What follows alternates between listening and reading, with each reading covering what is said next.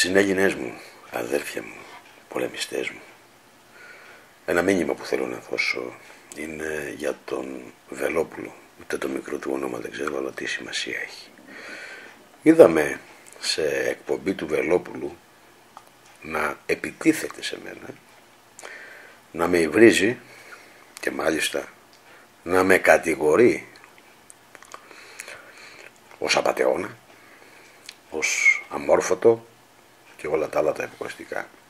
Είχε όμως μια ωραία δικαιολογία, γιατί είπα της ΔΕΗΣ. Καλά ρε Βελόπουλε, μήνυμα προς το Βελόπουλο. Θα τα πάρουμε ένα Βελόπουλο να κάνουμε ένα ταμείο, αγαπητέ μου. Θέλουμε να μας εξηγήσεις ποιος ο λόγος που επιτέθηκες σε μένα τον Αρτέμι Σόρα και στην Ελλήνο Συνέλευση. Θα καταλάβετε και θέλω να καταλάβει όλος ο ελληνικός λαός ότι εμείς είμαστε σε αμυντική στάση πάντα. Ποτέ δεν επιτεθήκαμε σε κανέναν. Ούτε σε δημοσιογράφο, ούτε σε πολιτικό, ούτε σε θεσμικό όργανο. Αντιθέτως, είμαστε πάντα σε μια αμυντική στάση.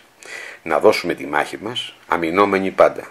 Τώρα, όταν την άμυνα την κάνουμε επίθεση, μετά θυμώνετε και υβρίζετε, άμα το θέλετε, ακόμα και λιδωρείτε, αλλά έχετε και άποψη για το Σόρα, για το πώς μιλάει και για το πώς έπρεπε να μιλάει.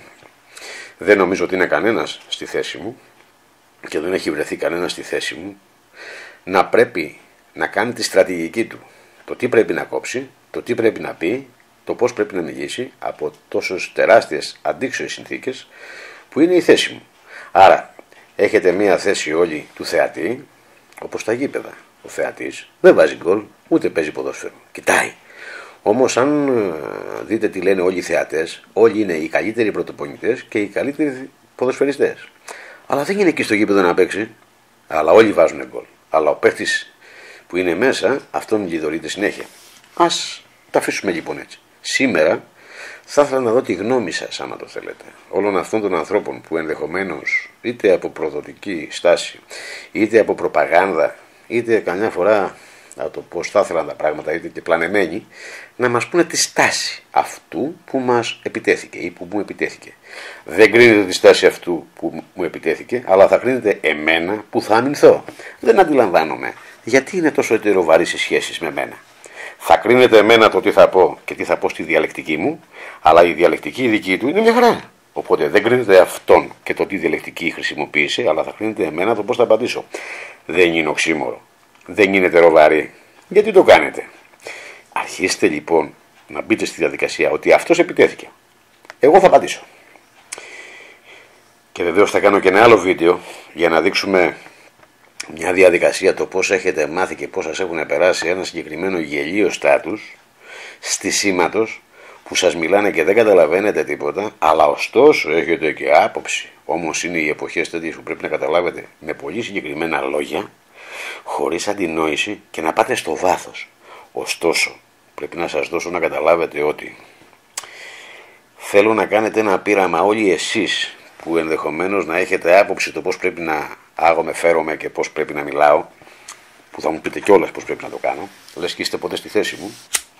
Η θέση δικιά σας δεν είναι η δικιά μου, έχουμε τελείως διαφορετικές θέσεις και εγώ στη θέση σας έτσι θα έλεγα, αλλά εγώ δεν είμαι εσείς, ούτε εσείς είστε εγώ, άρα εγώ είμαι εγώ και εσείς είστε εσείς και έχει πολύ μεγάλη διαφορά και σημασία. Ωστόσο όμως θέλω να κάνετε όλοι ένα πείραμα. Όλοι εσείς οι δίθεν savoir vivre, το πώς πρέπει να τοποθετούμε και το πώς πρέπει να μιλάω. Θέλω αύριο το πρωί όλοι εσείς που ενδεχομένως έχετε άποψη, όπως ο αρχηγός δεν πρέπει να μιλάει έτσι, δεν έχετε δει μάλλον αρχηγούς, γι' αυτό το λέτε. Τώρα θα γνωρίσετε ένα και θα δεις πώς μιλάει. Αλλά και τι κάνει και τι πράττει. Και όχι μόνο τι λέει. Γιατί άλλοι μόνο λένε. Δεν κάνει κανένας τίποτα. Και κάνουν μάλιστα κατά αντίθετα από αυτά που τους βάζετε ή που τους ψηφίσατε. Πάμε λοιπόν στο διατάφτα. Θέλω αύριο να κάνετε το εξής. Να σκεφτείτε ότι υπάρχει ένας βόθρος, μια λακκούβα, ένας χώρος ο οποίος είναι τόσο βρωμερός που εκεί, σε αυτό το χώρο, όταν θα τον μυρίσεις από την μεγάλη δυσοσδεία και βρώμα, πεθαίνεις. Θέλω λοιπόν με όμορφα λόγια, αλλά με κατανοητά λόγια, να μας το δείξετε έτσι ώστε όταν θα μας μιγήσετε και θα μας το αποτυπώσετε, να μας πείσετε αλλά και να κατανοήσουμε και να μας δείξετε το μέγεθο της βρώμας. Μπορείτε να το κάνετε με τέτοια λόγια όπως εσείς νοείτε ότι είναι τα καλήγραμμα. Για προσπαθήστε λοιπόν. Πώς θα δείξεις, αγαπητέ μου, την τεράστια προδοσία? Πώς θα δείξεις αυτή τη βρώμα, τη δυσοδεία, όλη αυτή τη δογματίλα, όλη αυτή την αποστασία? Με τι λόγια, μωρέ, θα τη δείξεις? Με τι λόγια? Θα υπάρξει βίντεο μου το οποίο θα σας δείξω τι σας λέγανε, πώς χειροκροτάγατε, τι σας κάνατε, αλλά τώρα σας φταίει και ενδεχομένως δεν σας αρέσει. Η απλή αναλογική, άμα το θέλετε, σε μια τελείως διαφορετική βάση, ώστε να καταλάβει μέχρι και το τελευταίο κύτταρο τι έχει συμβεί, χωρίς να μασάει τα λόγια του και χωρίς να είναι πράξεις αφανισμού μέσα σε κρυμμένες λέξεις, που μέχρι τώρα μόνο αυτό εισπράτατε. Αυτό κοιτάτε να το ξεκαθαρίσετε μέχρι να φτάσουμε στο τέρμα. Και όχι να κοιτάτε ένα περιτύλιγμα, το αν σας αρέσει ή δεν σας αρέσει, γιατί πρέπει να καταλάβετε. Μιλώντας λοιπόν σε πολίτες, σε ανθρώπους που είναι πλανεμένοι όλοι με μια τέτοια τεράστια διαδικασία, θα πρέπει να καταλάβει μέχρι το κόκαλο και τι υπηρετεί ο καθένας, αλλά και τι κάνει, αλλά και τις πράξεις του. Η διαλεκτική την αποφασίζει αυτός που μιλάει. Εσείς έχετε τη δικιά σας. Πείστε μας λοιπόν αύριο το πρωί για ένα τόσο βρωμερό, μυαρό περιβάλλον, το οποίο είναι δυναστευτικό, γεμάτο αίμα και δολοφονίες, γεμάτο δυναστεία. Και θέλω να μας δώσετε με τα δικά σας λόγια, τα οποία εσείς είστε και αν το θέλετε μορφοποιημένοι, γιατί μορφωμένοι δεν είστε, μορφοποιημένοι γιατί αυτή είναι η μόρφωση, να μας το δώσετε με δικές σας λέξεις, να το κατανοήσουμε όμως έτσι και να νιώσουμε στη μύτη μας, να νιώσουμε στο νου μας, γιατί η μυρωδιά είναι νοητική και δεν είναι μόνο αυτό που μυρίζεις της υπόφυσης, να κατανοήσουμε με όλες αυτές τις όμορφες, όμως το θέλετε, λέξεις, πολιτισμένες όπως τις εννοείτε, να μας μιλάτε και στον πληθυντικό για να το καταλάβουμε καλύτερα. Έτσι λοιπόν να κατανοήσουμε το τι έχει γίνει. Μπορείτε να το κάνετε? Περιμένω να το ακούσω. Και να κατανοήσουν όλοι βέβαια, έτσι, όχι να κατανοήσετε εσείς. Διότι αυτοί που εκφράζονται με αυτόν τον τρόπο δεν κατανοούν ούτε οι ίδιοι. Κρύβονται απλά, είναι προστασία. Τώρα λοιπόν θα τα δούμε όλα. Φτάνουμε λοιπόν στον κύριο Βελόπουλο. Βελόπουλε, αν νομίζω ότι το ερέθισμα που πήρες όλο ήταν γιατί είπα το εξώδικο της ΔΕΗς, σε πείραξε που τη ΔΕΗ την έκανα θηλυκό? Κατά την άποψή σου η ΔΕΗ τι είναι? Ανώμαλο? Για εξήγησέ μου, ή ουδέτερο? Ένα μόρφωμα είναι που την έχετε κάνει θηλυκή, αρσενική. Όταν είναι για να μας πηδήξει την κάνετε αρσενική. Όταν είναι να μας αγκαλιάσει γιατί θέλουμε τη ΔΕΗ την κάνετε θηλυκή. Σε πείραξε λοιπόν το σίγμα το παραπάνω. Επειδή είπα τις, ενώ πρέπει να πω τη ΔΕΗ, ένα παραπάνω είναι. Αν δεν το χρειάζεσαι, βγάλω.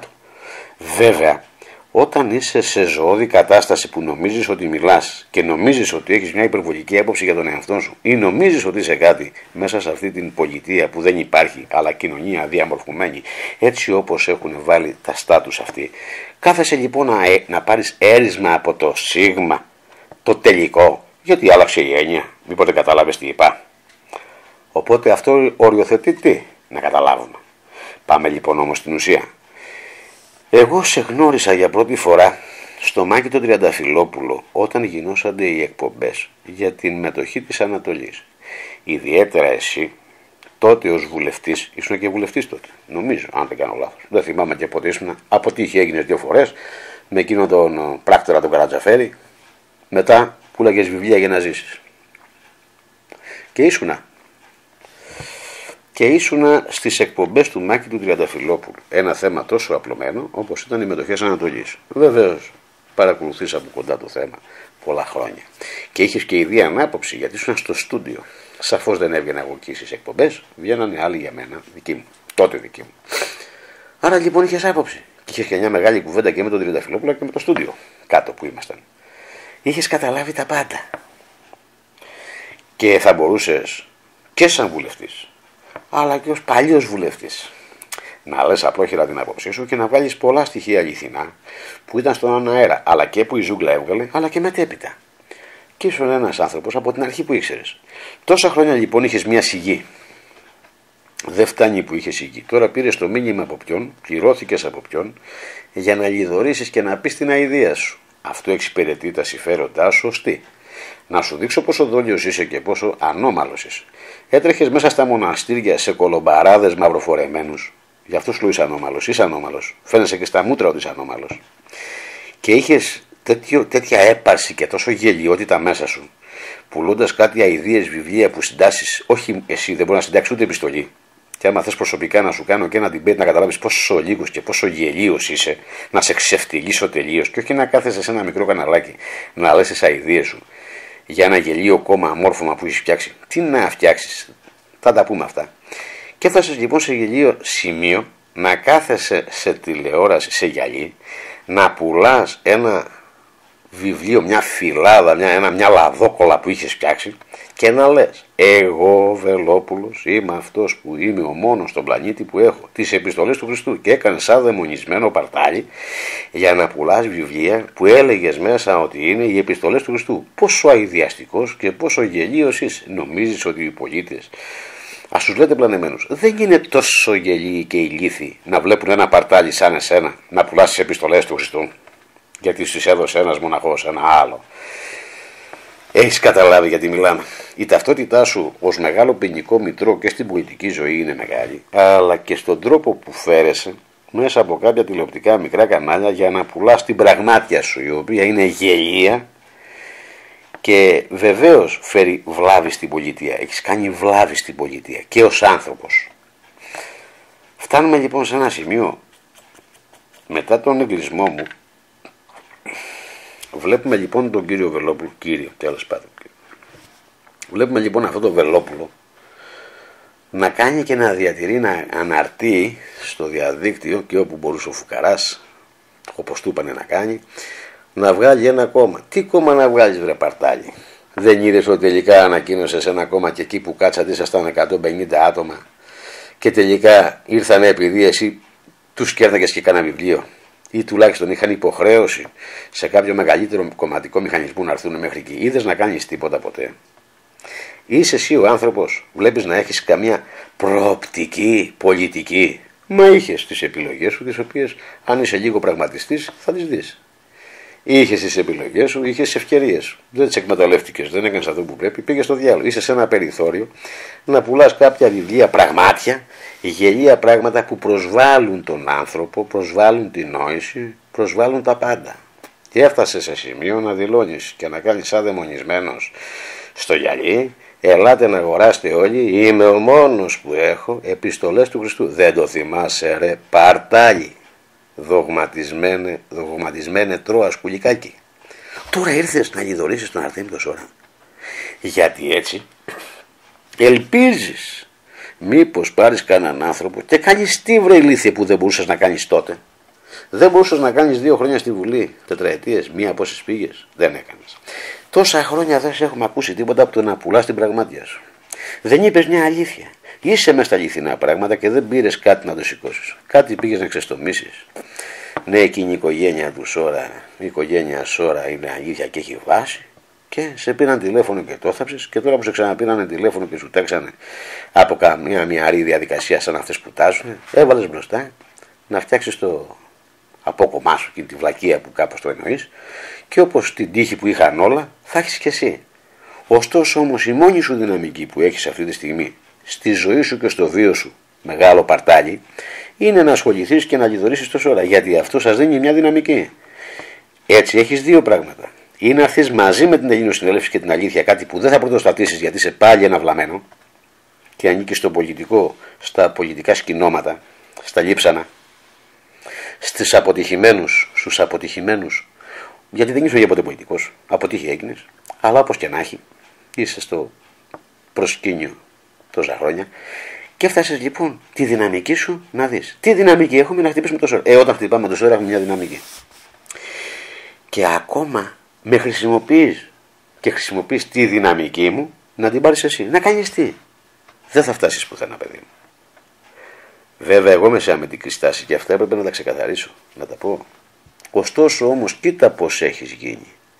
Και από εδώ και πέρα, επειδή νομίζεις ότι υπάρχει μια δυναμική, εν μέρει υπάρχει. Γιατί υπάρχεις επειδή υπάρχω, εσύ είσαι ανύπαρτος. Γιατί αν είχες καμία ύπαρξη δικιά σου, δεν ασχολιώσουν τώρα με ιστορίες τέτοιες, ούτε θα έλεγες τέτοια πράγματα. Θα έπαιρνες μια πολύ καλή διαδικασία, θα έπαιρνες μια αλήθεια, να βγεις στον κόσμο, να κάνεις μια πολιτική γραμμή που έχεις, γιατί δεν έχεις ούτε πολιτική γραμμή, ούτε μυαλό, ούτε προσωπικότητα, ούτε και καμία σοβαρότητα. Και παίρνεις τώρα, θες να πάρεις δυναμική από μένα. Όλοι έχουν έρθει να πάρουν. Βέβαια, εγώ έχω άπειρη δύναμη, πηγή δύναμης και μια τεράστια δυναμική από όλες τις απόψεις, είτε αρνητική είτε θετική. Πάρε και εσύ, να ξέρεις ότι με κλέβεις. Δώσε μας όμως και κάτι. Πέσε καμία αλήθεια. Πέσε τουλάχιστον αυτά τα στοιχεία. Δεν ξέρεις να διαβάζεις ρε μορφοποιημένο πλάσμα. Δεν ξέρεις να διαβάζεις τις αποφάσεις. Είναι δύο. Δεν ξέρεις να διαβάζεις την Ανατολή που υπήρξες και θεατής και μάλιστα σε πάνελ του Τριανταφυλόπουλου. Δεν έχεις μάθει από τότε ότι έχει βγει απόφαση δικαστική που η Ανατολή είναι χρεωστικό ομόλογο 675 δις πόσα είναι. Δεν έχεις μάθει ότι η εφορία μου έχει επιβάλει και φόρο και δεν μου τον παίρνει. Το φόρο. Όχι τίποτα άλλο. Έχεις καταλάβει όλα αυτές τις τεράστιες αλήθειες. Έχεις καταλάβει ότι η Βουλή έκανε κοινοβουλευτικό έλεγχο. Πέρασες από τη Βουλή, γνωρίζεις. Ακόμα μπορείς να ξαναγίνει και κοινοβουλευτικός έλεγχος. Για χιλιάδες πράγματα. Έχεις να μας πεις κάτι για την ανεξάρτητη αρχή που είναι ένα φάντασμα. Έχεις να πεις για την Εθνική Τράπεζα που είναι ιδιωτική. Έχεις πει για την Εθνική που είναι ιδιωτική. Έχεις πει για το ΤΑΙΠΕΔ, για το ΤΑΦΚΙ, για τόσα μεγάλα πράγματα, για τόσες μεγάλες αλήθειες. Παρά αυτό που σου είπανε να κάνεις, να χτυπήσεις το σώμα και να πάρεις δυναμική, να πάρεις ψήφους. Ποιο να σε ψηφίσει, κοίτα πώς είσαι. Ψήφους ζητάς. Γελίος άνθρωπος είσαι. Τίποτα δεν πήρες ποτέ. Και τώρα ζητάς από τον κόσμο τι να σου δώσει. Σου δώσε, σε τίμησε. Εσύ δεν τον τίμησες, εσύ δεν σεβάστηκες και τώρα δεν σέβεσαι ούτε τον ίδιο στον εαυτό. Όπως και να έχει όμως, έπρεπε να λυθεί μια τέτοια διαδικασία, γιατί εσύ την προκάλεσες. Βλέπεις που εγώ είμαι αμυνόμηνος.